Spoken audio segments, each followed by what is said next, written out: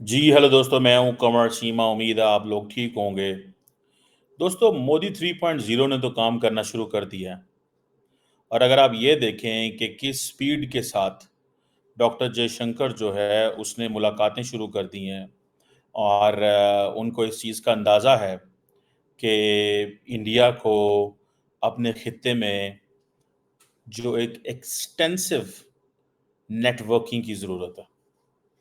India ये महसूस कर रहा है, एक तरफ चाइना का प्रेशर, एक तरफ पाकिस्तान को आइसोलेट करना है, और तीसरी तरफ जो है वो जो ये ममालिक हैं जिनको वो समझते हैं कि ये सब छोटे छोटे ममालिक हैं, इनके साथ हमें काम करना चाहिए, ये वो ममालिक हैं जिनके साथ वो हर कीमत में इंगेज करना चाहते हैं। और उनको इस चीज़ का पता है कि अगर हम ये इनके साथ इंगेज नहीं करते तो देन ऑब्वियसली ये चीज़ें जो है वो होंगी। अब देखें, चीन को देख लें।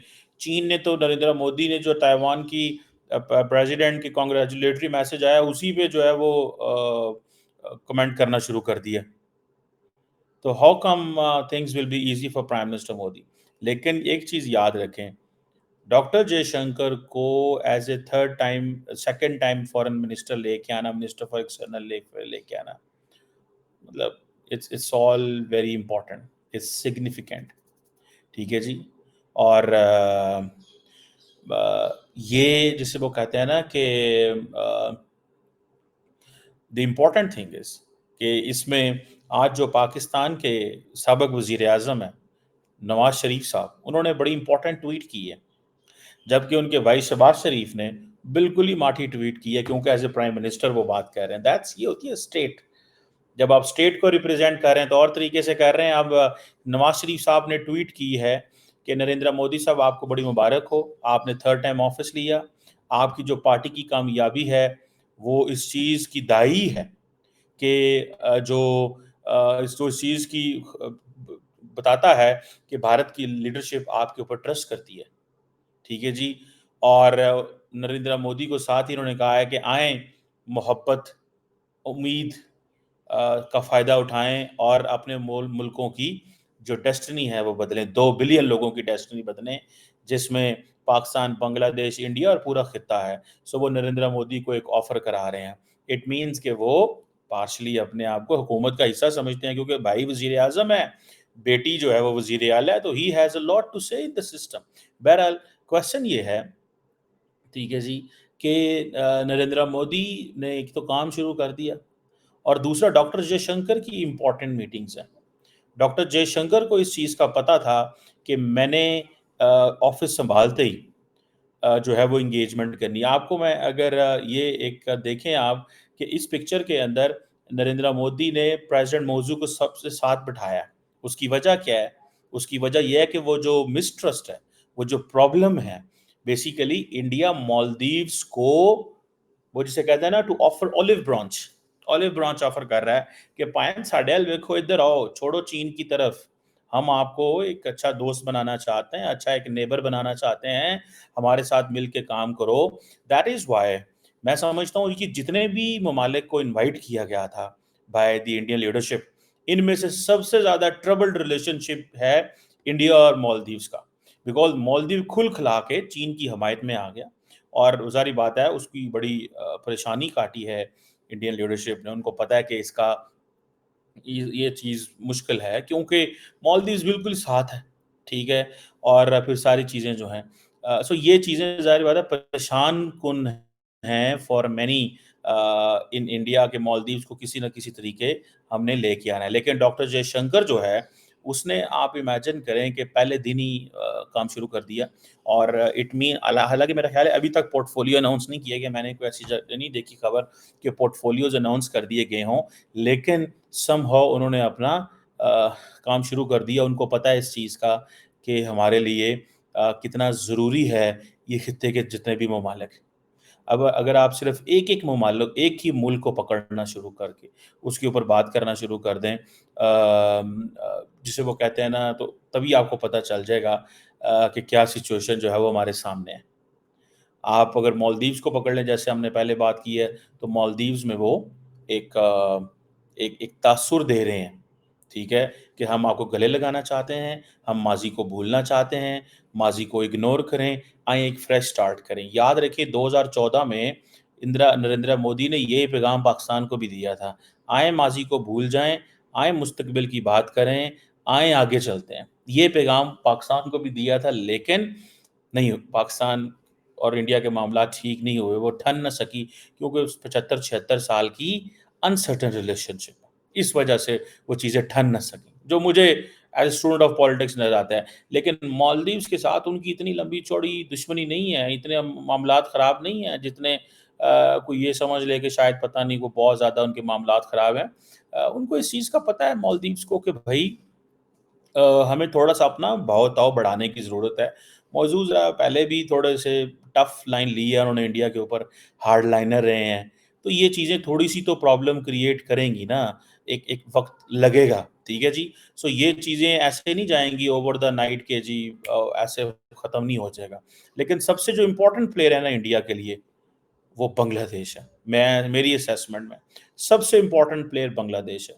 उसकी वजह ये है कि Bangladesh is a big country, lot of capacity, bilateral relations को आप देखें, इकोनॉमी को आप देखें, फिर देन हिस्ट्री को देखें, कल्चर को देखें, सिविलाइजेशन को देखें।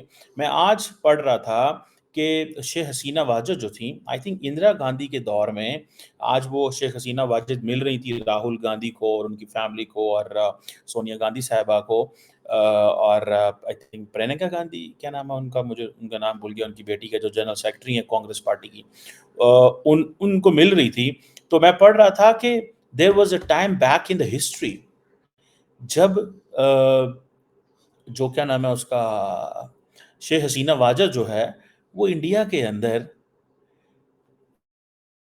एक सेफ हाउस में भी रही हैं। जब हालात ख़राब थे, मामलात ठीक नहीं थे, ठीक है जी? और उनके बड़े लंबे फैमिली कनेक्शन हैं, ठीक है जी? अम अ, वो सेफ हाउस में जो जिसे वो कहते हैं ना रहना, ऑब्वियसली एक एक बड़ा करीबी ताल्लुक नज़र आता है, आपको पता है। और जिस तरह राहुल गांधी और प्रियंका और सोनिया मिल रही हैं शेख हसीना वाजद से, ऐसे जैसे दोस्त हों, ऐसे जैसे फैमिली हो। सो बांग्लादेश के इंडिया के साथ बड़े इंपॉर्टेंट ताल्लुकात हैं, irrespective of which party is in power.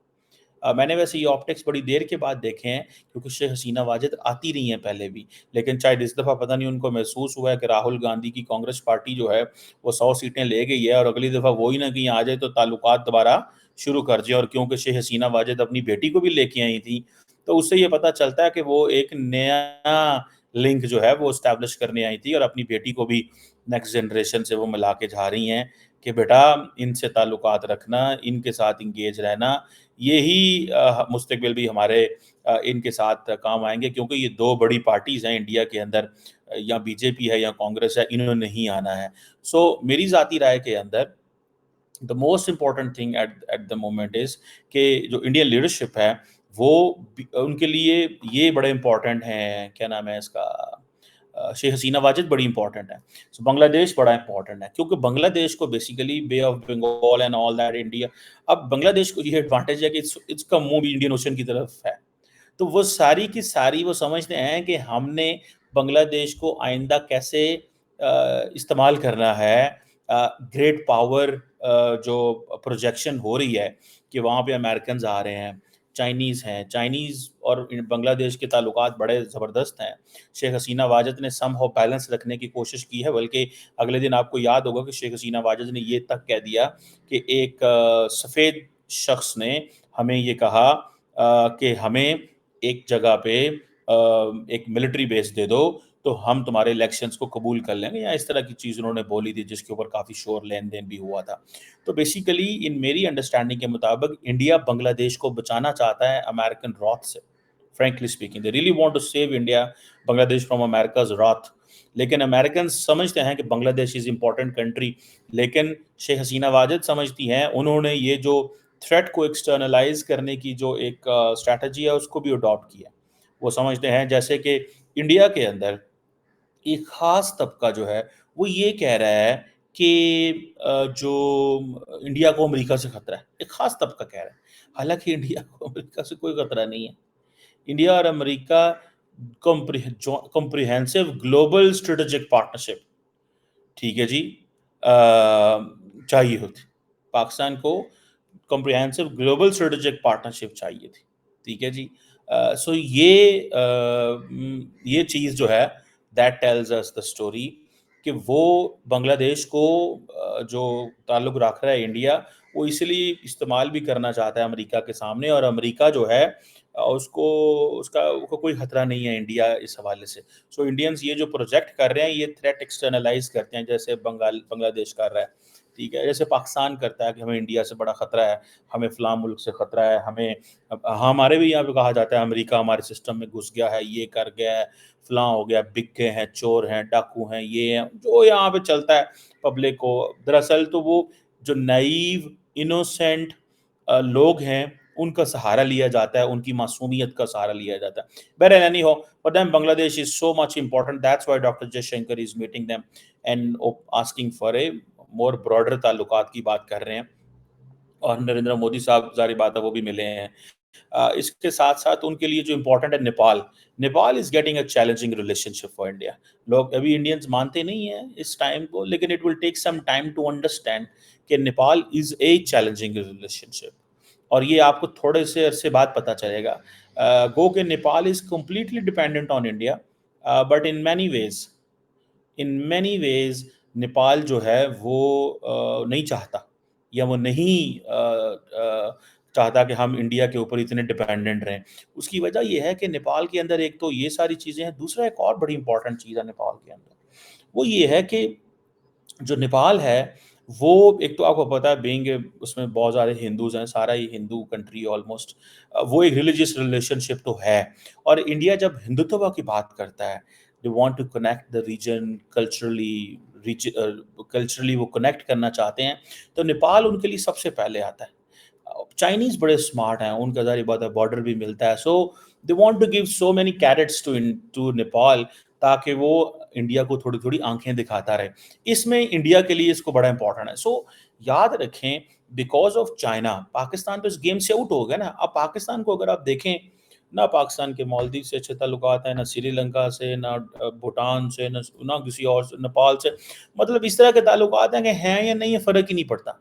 ना कोई कभी आया है, ना कभी कोई गया है। हमारे लिए इम्पोर्टेंट है अरब्स, हमारे लिए इम्पोर्टेंट है यूएई, हमारे लिए इम्पोर्टेंट है सऊदी अरब, जो हमें कुछ दे सकता है। नेपाल, भूटान, श्रीलंका ने हमें क्या देना है?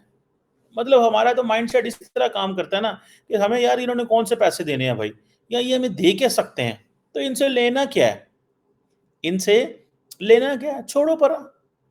सो इसीलिए हमारी जो सारी की सारी जो वो जिसे कहेंगे ना अटेंशन जो है, वो इस चीज़ पे छुपी हुई है कि इन ममालिक को हमने नहीं करना। सो इंडिया के लिए China is a major problem.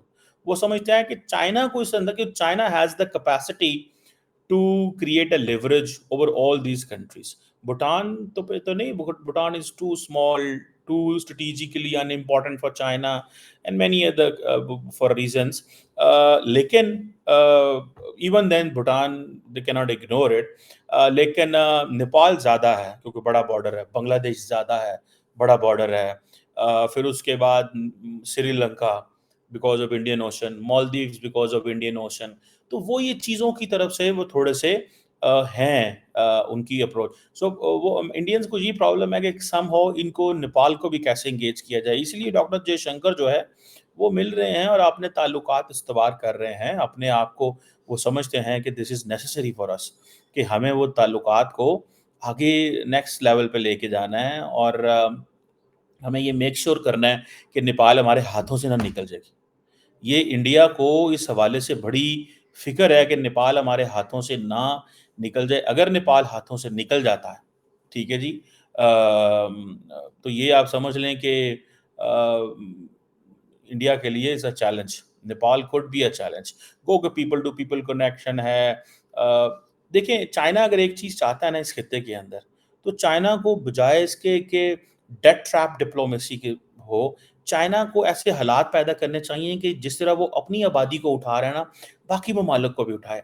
लेकिन चाइना क्या करता है, चाइना अ अ, अभी जैसे फॉर एग्ज़ाम्पल उसके ग्लोबल डेवलपमेंट इनिशिएटिव है जो कि बीआरआई की जगह पे वो कर रहे हैं। उसमें द इम्पोर्टेंट थिंग इज़ कि आप मुल्कों को कैसे उठाएँ।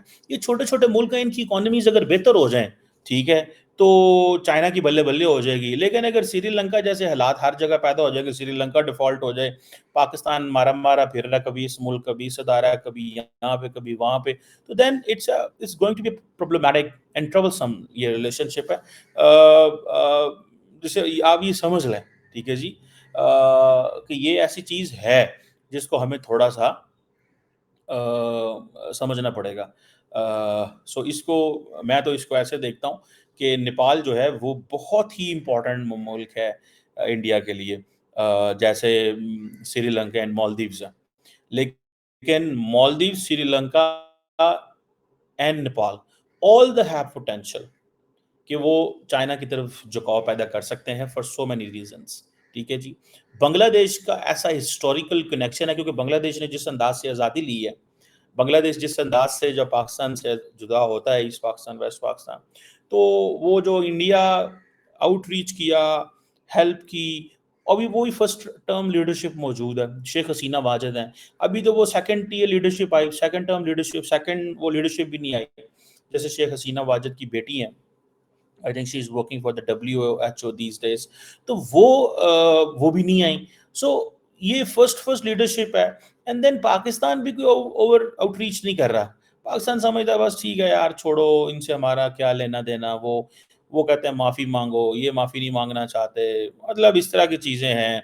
एक जो स्टेट है उसने अपने आप को रखा हुआ है, स्टेट ने बेसिकली अपने आप को रखा हुआ है कि हाँ जी, हमें ये करना है, एक टफ लाइन लेनी है। और जो स्टेट शुरू से स्टेट ने ली हुई है, कोई नई चीज़ नहीं है मेरी ज़ाती नज़र के ऊपर।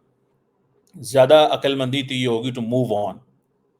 मैं तो इसको ऐसे देखता हूँ। लेकिन स्टेट इसको किस एंगल से देखती है या स्टेट के पास क्या चॉइसेस हैं, क्या अपॉर्चुनिटीज़ हैं, ठीक है जी।